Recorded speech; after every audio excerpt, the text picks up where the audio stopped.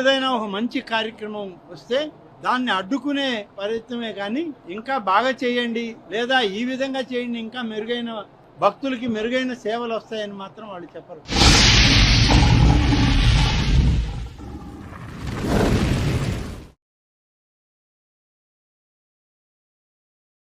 తిరుమల తిరుపతి దేవస్థానంలో ఇటీవల కాలంలో ఒక రాజకీయ పార్టీ ఆ ఆలయాన్ని అపవిత్రం చేయాలా, ఆ యొక్క అధికారుల్ని నిర్వీర్యం చేసి పాలక వర్గాన్ని కూడా అవమానకరంగా దూషించాలనే ఒక ప్రయత్నం ఇవాళ వైఎస్ఆర్ కాంగ్రెస్ పార్టీ నాయకులు తిరుపతిలో తిరుమలలో అదే పనిగా చేస్తూ ఉన్నారు.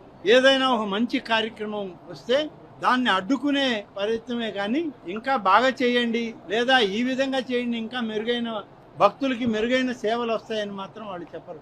వాళ్ళు ప్రయత్నం అంతా ఏదో ఒక నెపం, ఒక బురద జల్లి ఆ వాతావరణాన్ని కలుషితం చేయడానికే వాళ్ళు చేసేటువంటి ప్రయత్నం.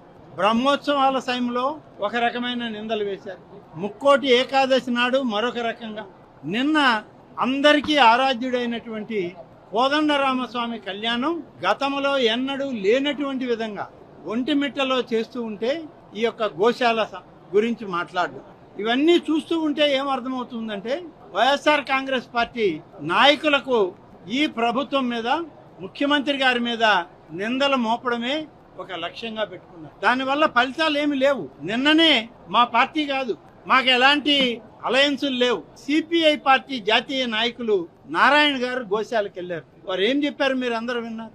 ఎలాంటి ఇబ్బందులు లేవు, సజావుగా సాగుతా ఉంది గోశాల. తిరుమల తిరుపతి పాలక వర్గం గోవుల్ని సంరక్షిస్తా ఉంది అని చెప్పి వారు స్వయంగా చూసి స్టేట్మెంట్ ఇచ్చారు. అయినా వీళ్ళకి తృప్తి లేదు. ఇవాళ ఛాలెంజ్లు, మీరు రాండి మేము రాండి, ఏమి ఛాలెంజ్లు చేస్తారు మీరు? ఎక్కడైనా సరే కొన్ని సహజ మరణాలు అనేవి ఉంటాయి.